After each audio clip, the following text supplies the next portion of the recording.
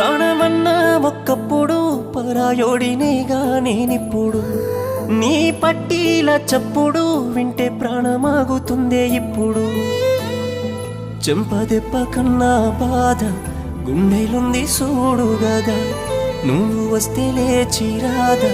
పోయే ప్రాణమే సదా నీతో లేకున్నా సంతోషమే గదా ఉంటానే నీకే దూరం